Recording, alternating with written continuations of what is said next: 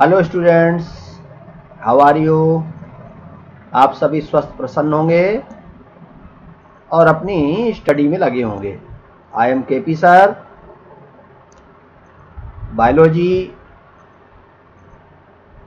Biology में बहुत सारे ऐसे टॉपिक होते हैं जिनको सभी टीचर पढ़ाना पसंद नहीं करते या कई बार क्लियर नहीं करते हैं और इससे वो टॉपिक रह जाता है। वो चाहे कंपटीशन की दृष्टि हो, चाहे बोर्ड एग्ज़ाम की दृष्टि हो।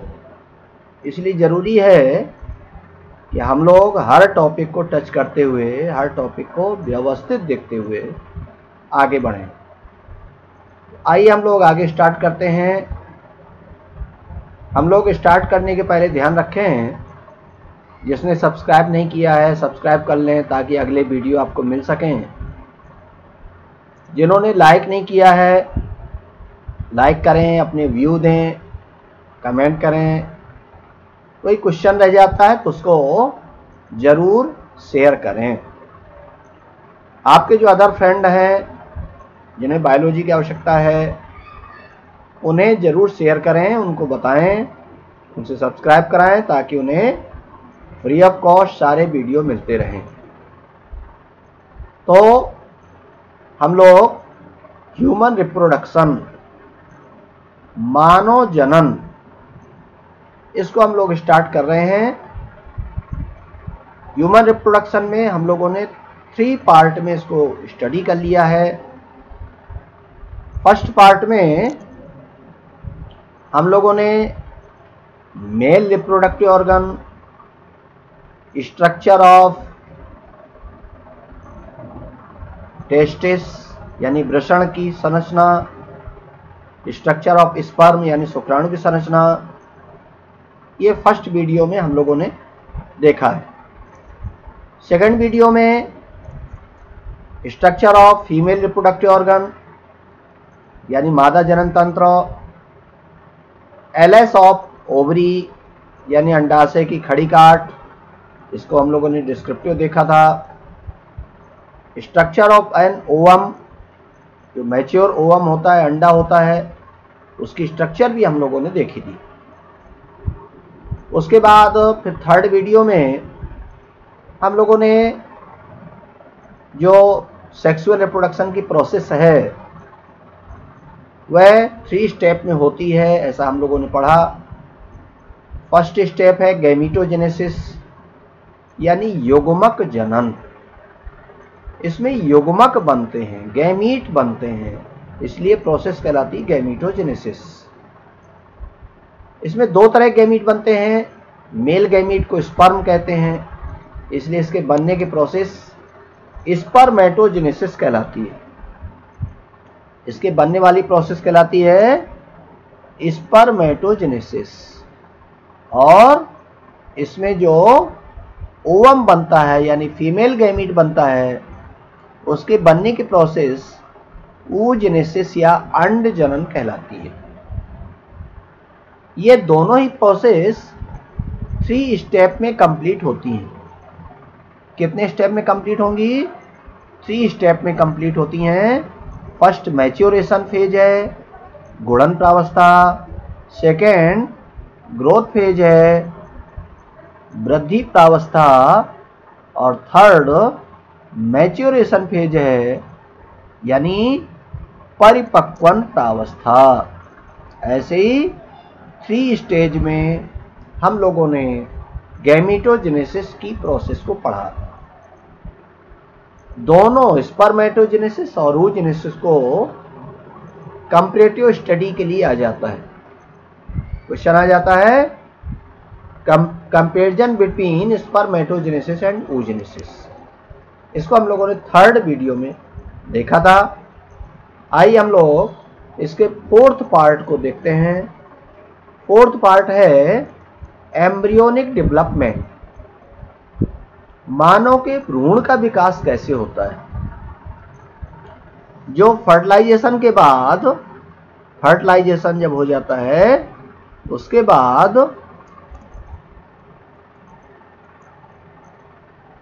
जाइगोट बनता है। कौन सी स्ट्रक्चर बनती है? जाइगोट। और जाइगोट में नंबर ऑफ क्रोमोसोम्स 2n हो जाते हैं, गुणसूत्रों की संख्या 2n हो जाती है। यह जाइगोट आगे विकास करता है और इस विकास को भ्रूणीय विकास कहते हैं, एम्ब्रियोनिक डेवलपमेंट कहते हैं। यह एम्ब्रियोनिक डेवलपमेंट की जो प्रोसेस है वह कई स्टेज में होती है। कितने स्टेज में होती है? जरा हम लोग पहले इनके स्टेज को देख लें। इसमें फर्स्ट स्टेज होती है, फर्स्ट स्टेज है विदलन, जिसको हम लोग क्लीवेज कहते हैं,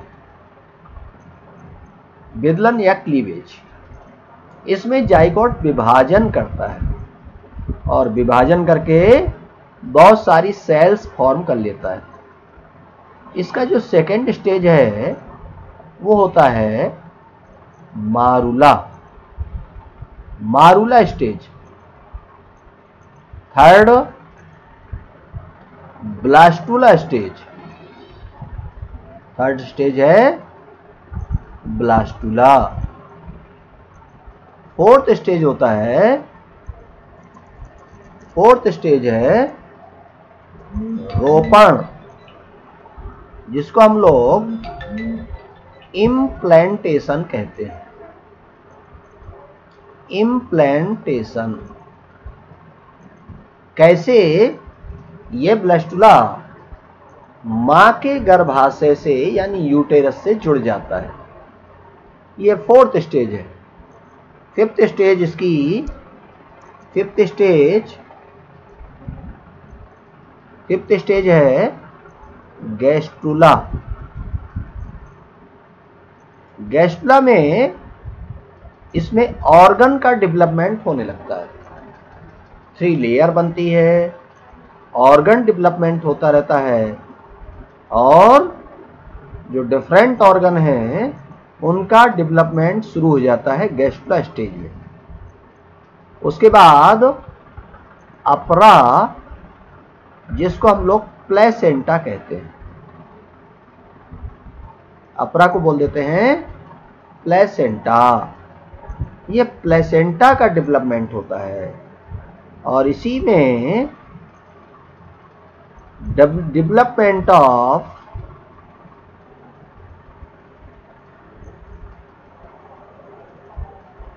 थ्री प्राइमोर्डियल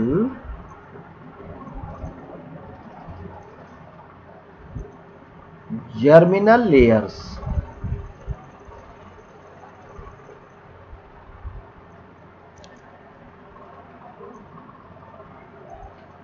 तीन प्राथमिक जनन स्तरों का निर्माण होता है। 3 प्राथमिक जनन स्तर, 3 प्राइमोर्डियल जनन लेयर का डेवलपमेंट हुआ करता है। और इस डेवलपमेंट के बाद होता है, इसके बाद होता है 3 मंथ से टू 9 मंथ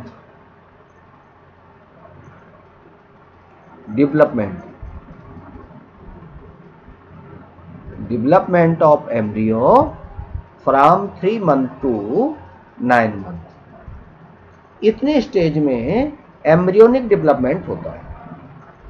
कौन कौन सी स्टेज हुई? विदलन, इसको क्लीवेज कहते हैं, इसमें विभाजन होता है। Second morula, third blastula, fourth implantation यानी रोपण, fifth gastrula, sixth placenta development, इसको अपरा बोल देते हैं। Seventh development of 3 primordial germinal layer. Eighth development of embryo from 3 month to 9 months. इसके बाद फिर शिशु का जन्म होता है। ये जो डिफरेंट स्टेज हैं ये कैसे कैसे होती हैं जरा हम लोग इसको समझेंगे। फर्स्ट जो स्टेज है वो है विदलन। फर्स्ट स्टेज होती है विदलन। विदलन यानी क्लीवेज। क्लीवेज, विदलन, विदलन माने होता है डिवीजन, विभाजन। यहां पर जो जाइगोट होता है ये लगातार विभाजन करता है और विभाजन करके 1 to 2, 2 to 4, 4 to 8 ऐसे सेल का फॉर्मेशन होता रहता है। कितनी? 1 से 2 कोशिकाएं, 2 से 4 कोशिकाएं, 4 से 8 कोशिकाएं लगातार बनती रहती हैं। ये जो सेल्स बना करती हैं, इन सेल्स को ब्लास्टोमियर नाम दिया गया है। क्या नेम दिया गया है? ब्लास्टोमियर्स। कोरक खंड या ब्लास्टोमियर नाम दिया गया है। जितनी भी सेल्स बनती है उन्हें बोलते हैं ब्लास्टोमियर्स। तो ये जो ब्लास्टोमियर होती हैं लगातार डिवीजन करती रहती है, ये कहलाता है क्लीवेज। अलग अलग एनिमल्स में क्लीवेज की जो प्रोसेस है वो डिफरेंट प्रकार की होती है। एम्फीबियंस यानी उभयचर में अलग तरह का क्लीवेज होता है, बर्ड्स में अलग तरह का होता है, रेप्टाइल्स में अलग तरह का होता है। क्यों होता है? क्योंकि इनमें जो एग के अंदर योक पाया जाता है, पीतक पाया जाता है, उसकी क्वांटिटी अलग अलग होती है और इसलिए उनमें क्लीवेज प्रोसेस भी डिफरेंट तरह का होता है। लेकिन ह्यूमन में अगर देखें तो ह्यूमन में जो एग होता है विथआउट योक होता है, बिना पीतक का होता है, बिना योक का होता है और इसलिए इसका जो डिवीजन होता है वो होलोब्लास्टिक प्रकार का होता है। कैसा डिवीजन होगा? होलोब्लास्टिक, पूर्णभंजी प्रकार का होगा। अर्थात इसमें जो लाइन चलेगी डिवीजन के समय जो लाइन बनेगी वो लाइन क्या करेगी? पूरे जाइगोट को एक साथ डिवीजन करेगी। पूरा जाइगोट ही विभाजित होगा और जब पूरा जाइगोट विभाजित होगा तो इसे कहते हैं होलोब्लास्टिक।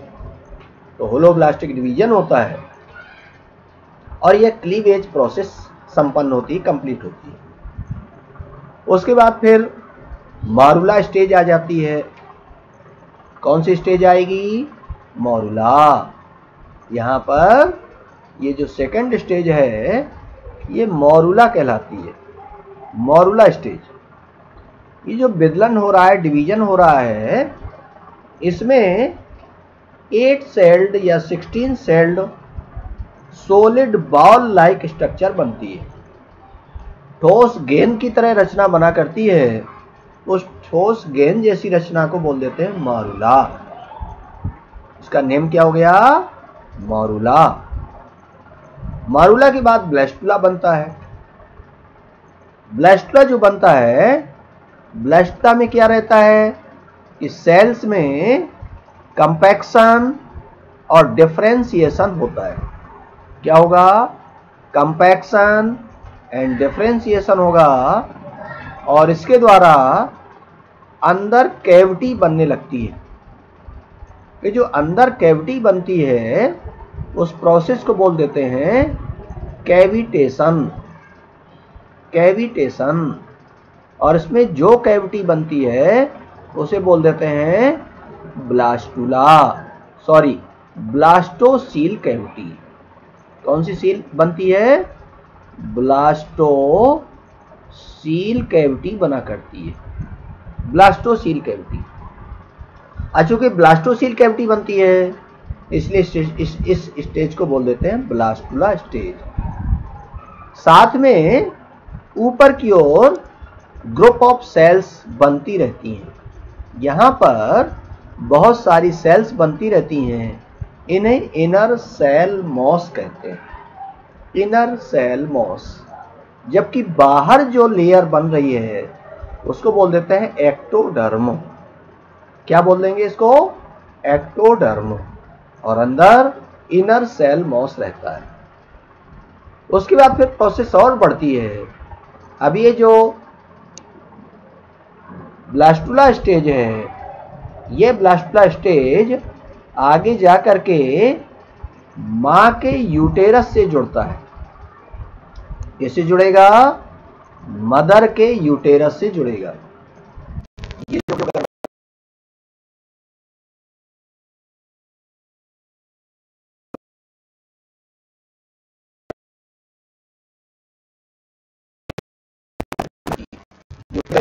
से जुड़ता है। और जब ये ब्लास्टा स्टेज यूटेरस वाल से जुड़ने लगती है तब उसे बोल देते हैं रोपण या इम्प्लांटेशन। क्या नेम दिया गया है? रोपण या इम्प्लांटेशन। इसमें ये जो एम्ब्रियो है, ये एम्ब्रियो इस वॉल से जाकर के अटैच होता चला जाता है। क्यों? क्योंकि वॉल से ट्रोफोब्लास्ट सेल बना करती हैं। ट्रोफोब्लास्ट सेल, ये ट्रोफोब्लास्ट सेल क्या करती हैं? इन सेल्स को, गर्भाशय की कोशिकाओं को न्यूट्रिशन में लेती हैं। और जब न्यूट्रिशन में लेती हैं तो यहाँ पर एक कैविटी बनने लगती है। कहाँ पर? नीचे की ओर एक कैविटी बनती है। यहाँ पर जैसे ही कैविटी बनती है वैसे ही यह ब्लास्टा स्टेज अंदर की ओर धंसने लगती है। कहाँ की ओर जाएगी? अंदर की ओर धंसने लगेगी। इस प्रोसेस को बोल देते हैं रोपण या इम्प्लांटेशन। क्या नेम दिया गया है? रोपण या इम्प्लांटेशन कहते हैं। अब ये गर्भाशय से जुड़ गया, और जब गर्भाशय से जुड़ गया तो स्त्री में गर्भधारण की प्रोसेस कंप्लीट हो गई। गर्भधारण, और ये जो प्रोसेस होती है ये फर्टिलाइजेशन के दिन से लेकर लगभग 8 डे में कंप्लीट होती है। लगभग 8 दिनों में कंप्लीट हो जाती है ये इम्प्लांटेशन। इम्प्लांटेशन के बाद गैस्ट्रुला स्टेज स्टार्ट होती है। कौन सी स्टेज स्टार्ट होगी? गैस्ट्रुला, 5th वाली है गैस्ट्रुला। गैस्ट्रुला स्टेज में बहुत सारी चेंजेज आते हैं, और जब बहुत सारे चेंजेज आते हैं तो उन्हें बोल देते हैं गैस्ट्रुलेशन। सबको क्या बोल देते हैं? गैस्ट्रुलेशन। गैस्ट्रुलेशन में लगातार डिवीजन होता है। लगातार डिवीजन होने से क्या होगा? लगातार डिवीजन से इनके आसपास ऐसे ही 2 लेयर्स बन जाती है।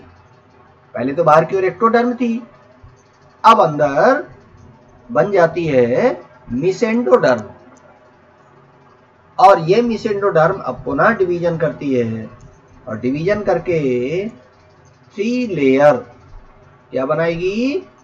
3 लेयर स्ट्रक्चर फॉर्म करती है। कितनी? 3 लेयर स्ट्रक्चर फॉर्म करती है। यहाँ पर 3 लेयर्स बन जाती है। ये जो 3 लेयर हैं वो कौन कौन सी हैं? 3 लेयर जिसे कहा गया है प्राइमोर्डियल जर्मिनल लेयर। 3 लेयर कौन कौन सी हैं?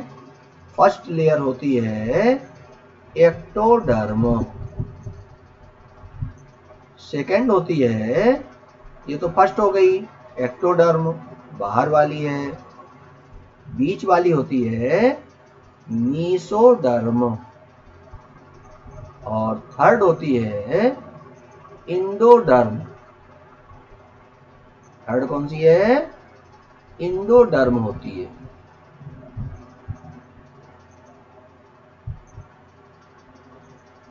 थर्ड लेयर रहती है इंडोडर्म।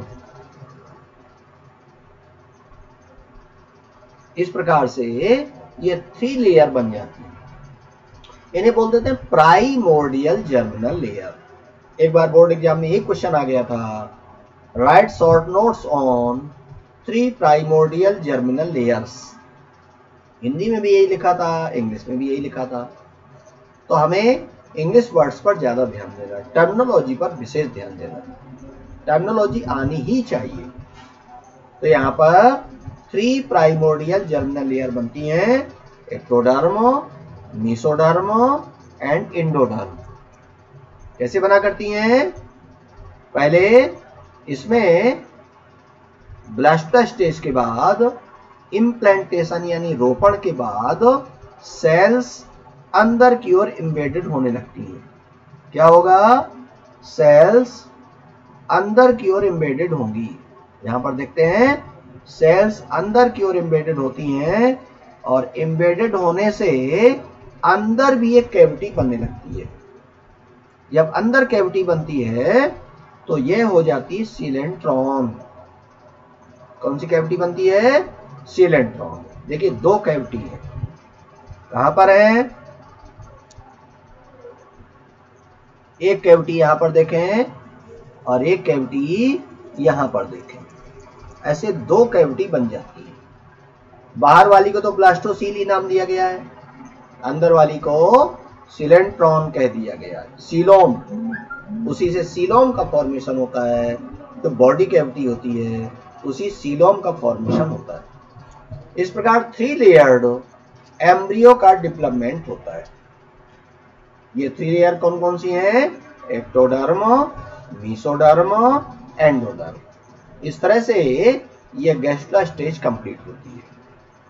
ये जो गैस्ट्रुला स्टेज है इसमें लगभग 2 वीक लग जाते हैं और इसके बाद 3 to 8 वीक ये 3 लेयर्स आगे डेवलपमेंट करती है। 3 लेयर्स डेवलपमेंट करती है।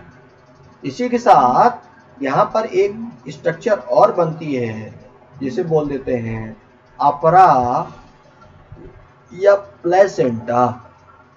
क्या नेम दिया गया है? अपरा या प्लेसेंटा नेम दिया गया है। क्या नेम दिया गया है? अपरा या प्लेसेंटा। अपरा या प्लेसेंटा का फॉर्मेशन कैसे होता है? तो एम्ब्रियो के चारों ओर 3 लेयर एक आवरण बना करता है। कितना?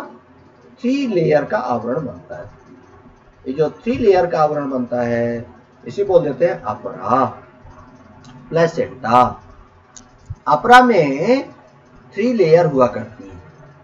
कौन कौन सी होती है 3 layer? Amnion, chorion and allantoic. कौन सी होती हैं?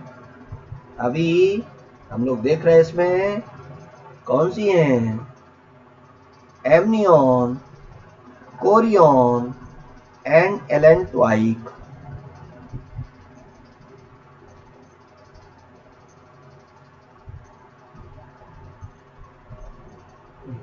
Amnion, chorion and allantoic. ऐसी 3 लेयर का फॉर्मेशन होता है। ये जो 3 लेयर बनती है ये 3 लेयर को मिलाकर बोल देते हैं अपरा या प्लेसेंटा। इसमें सबसे अंदर वाली एमनियन होती है। एमनियन के अंदर की वो लिक्विड मटेरियल भरा होता है, उसे बोलते थे एमनियोटिक फ्लूइड। Amniotic fluid. इसी फ्लूइड को निकाल करके, इसी द्रव पदार्थ को निकाल करके बच्चे में अगर कोई कमी है, चाहे जेनेटिक कोई एबनॉर्मलिटी हो, आनुवंशिक कमी हो, या इसका सेक्स डिटर्मिनेशन होना है, तो इसी फ्लूइड को निकाल करके किया जाता है। इस प्रोसेस को बोल देते हैं एमनियोसेंटेसिस। कौन सी प्रोसेस कहलाती है? एमनियोसेंटेसिस। एमनियोसेंटेसिस की प्रोसेस इसी एमनियो लिक्विड को निकाल करके किया जाता है।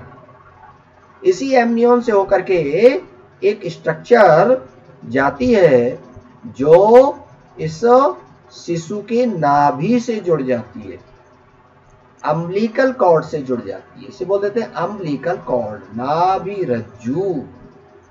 कौन सी स्ट्रक्चर बनती है? नाभि रज्जु या अम्बिलिकल कॉर्ड कहलाती है। नाभि रज्जु या अम्बिलिकल कॉर्ड का फॉर्मेशन यहां पर हुआ करता है। तो यह अम्बिलिकल कॉर्ड क्या करती है? मां के गर्भाशय से सारा न्यूट्रिशन लेकर के बच्चे को पहुंचाती है। तो 3 लेयर यहां हो गई अपरा में। कौन कौन सी? Amnion, chorion and allantois. ये अपरा का डेवलपमेंट हो जाता है, डेवलपमेंट ऑफ प्लेसेंटा। उसके बाद फिर 3 प्राइमोर्डियल जर्मिनल लेयर का फ्यूचर क्या है, ये भी क्वेश्चन आ जाता है। हम लोग अगले वीडियो में इसको देखेंगे। साथ में 3 मंथ टू 9 मंथ डेवलपमेंट होता है। 3 मंथ टू 9 मंथ, 3 महीने से लेकर 9 महीने तक का जो विकास है बच्चे में, उसमें डिफरेंट ऑर्गन बना करते हैं। तो चाहे ब्रेन हो, चाहे स्केलेटन सिस्टम हो, चाहे सर्कुलेटरी सिस्टम हो, डाइजेस्टिव सिस्टम हो, रेस्पिरेटरी सिस्टम हो, इन सारे सिस्टम का डेवलपमेंट होता है। और धीरे धीरे बच्चा साइज में ग्रोथ करता चला जाता है, और साइज में ग्रोथ करके आफ्टर 9 मंथ जो डेवलपमेंट है, फर्टिलाइजेशन से लेकर के 9 मंथ तक का जो टाइम पीरियड है, इसे बोल देते हैं भ्रूण काल। क्या बोल देते हैं? भ्रूण काल। वो कितना होता है? 277 डेज, 277 दिन का होता है। वैसे तो अलग अलग है, 266 दिन से लेकर 280 दिन के बीच कभी भी बच्चे का जन्म होता है। तो ये जो भ्रूण काल है, यह 277 डेज का होता है। इस प्रकार इसके बाद शिशु जन्म लेता है। तो हम लोगों ने इसमें इतना देखा। आगे अगली वीडियो में हम लोग इसके आगे की प्रोसेस समझेंगे। तो बच्चों, सब्सक्राइब और लाइक करना ना भूलें, अपना व्यू जरूर दें, ताकि आपको अगले वीडियो आसानी से मिलते रहें। थैंक्स।